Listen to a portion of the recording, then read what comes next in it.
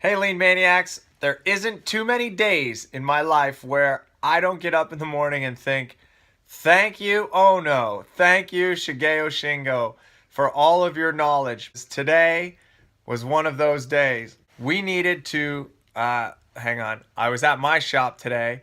And we needed to move our CNC machine.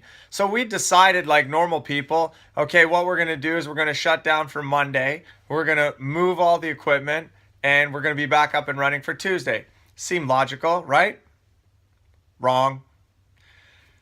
Remember, Shingo staring at the presses that were stamping automobile parts, and he said he identified two different kinds of setup. He said there was the external setup, which was a setup that could be done while the machine was still making parts. And then there was the internal setup, which is where the machine had to be shut down to actually swap out the dies. So I was staring at our CNC that we needed to move and applied that same logic and thought, how much of this move can I do while the machine is still up and running?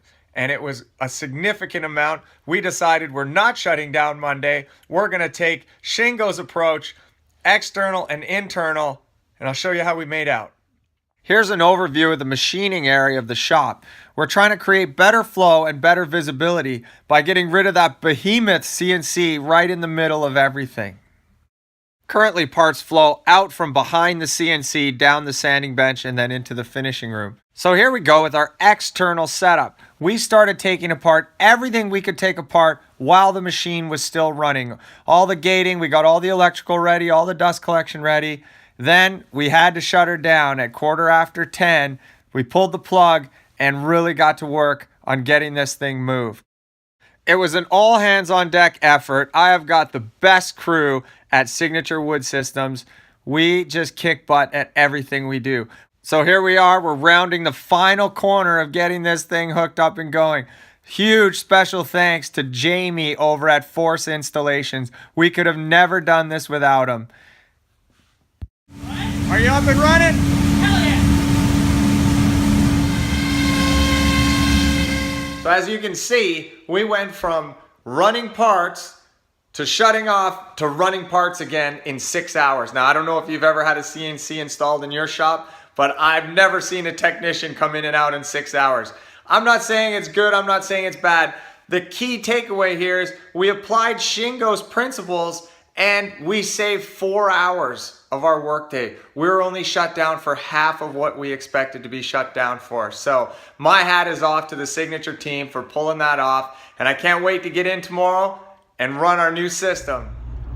On my way into work this morning, I'm crazy, I'm super pumped to see what our throughput's gonna be today with our new layout and our new flow. And the one thing that occurred to me while I was driving was, you know, we put off moving that machine for months and months and months, and that's the waste of waiting. We just paid the penalty because we look at it and think, oh my God, it's such a big machine and how are we gonna move it? And you know, with a little bit of effort, we're able to do that without even hardly affecting our throughput dollars for the day. So don't look at those machines that are big monuments and say, you know, I'm just gonna put it off. Get on it, make the change, you'll be happy you did.